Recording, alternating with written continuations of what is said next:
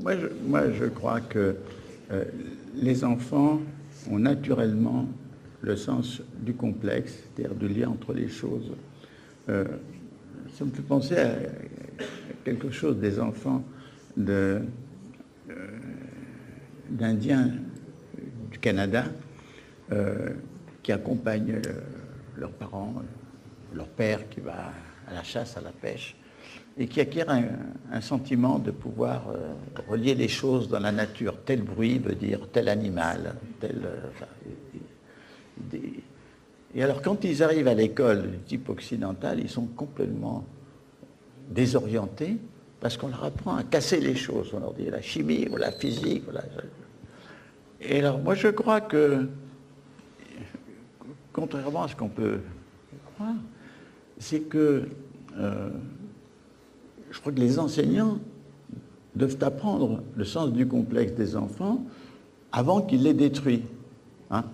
C'est-à-dire établir les liens et les liaisons. Bien entendu, il faut partir d'exemples extrêmement élémentaires, simples dans un certain sens, par exemple.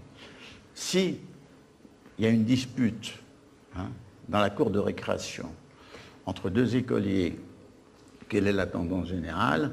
Chacun dit c'est lui, monsieur, qui a commencé, c'est lui qui m'a insulté. Ils ne se rendent pas compte qu'ils sont pris dans une sorte de boucle rétroactive où l'insulte de l'un provoque l'insulte de l'autre et ainsi une montée dans l'insulte, parce que chacun qui est animé par la volonté de s'auto-justifier oublie le mal qu'il a dit et ne voit que celui de l'autre. Or, il est facile à l'enseignant, au pédagogue, de faire prendre conscience de cette situation et que l'enfant peut comprendre. Alors, moi par exemple, regardez, je partirais de l'idée, de la question fondamentale qui est celle de tous les enfants. Qui sommes-nous? D'où venons-nous? Allons-nous? C'est intelligible. Une fois que je pars de cette question, je peux dire, voilà, nous sommes des êtres humains. Qu'est-ce que ça veut dire être humain? Nous avons un esprit, nous avons une conscience, la psychologie, nous avons une société particulière, notre société, etc. Vous pouvez commencer, vous pouvez aller vers les sciences sociales, mais seulement aussi, nous sommes des êtres biologiques, nous avons un esprit, mais nous avons un cerveau qui est un organe biologique, et nous pouvons aller vers la biologie.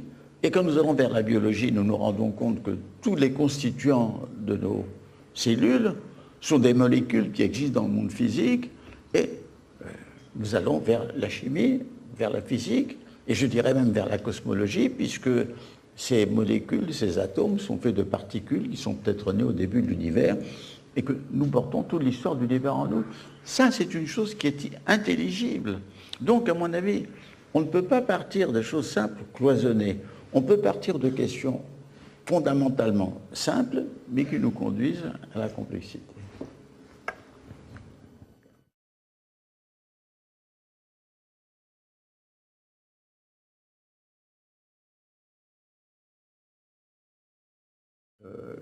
Je pense que la question fondamentale de l'enseignement, de l'éducation, elle peut se trouver dans des théories, dans des conceptions, dans des méthodes, tout à fait.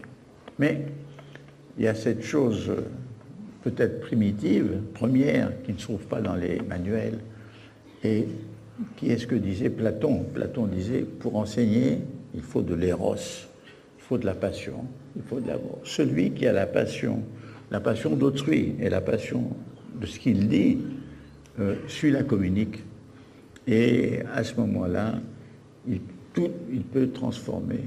Tous les maîtres qui nous ont transformés, ce sont ceux qui nous ont communiqué leur passion.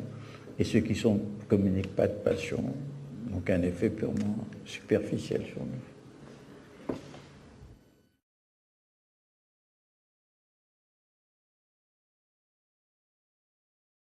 C'est vrai que le doute est une chose extrêmement importante et il doit être présent, je crois, partout. Ça, je crois que s'il y a un grand auteur, un auteur maître pour moi, c'est Montaigne, effectivement.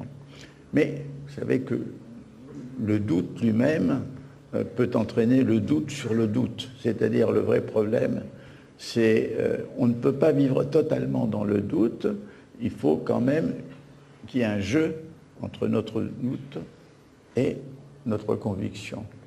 Et tout est là. Mais ce qui est important, et ce que, à mon avis, ressort de votre intervention, c'est qu'il faut changer les enseignements, et notamment l'enseignement supérieur. Je ne demande que ça. Tous mes efforts en France ont complètement échoué, mais il y a quelques pays où ça commence à germer.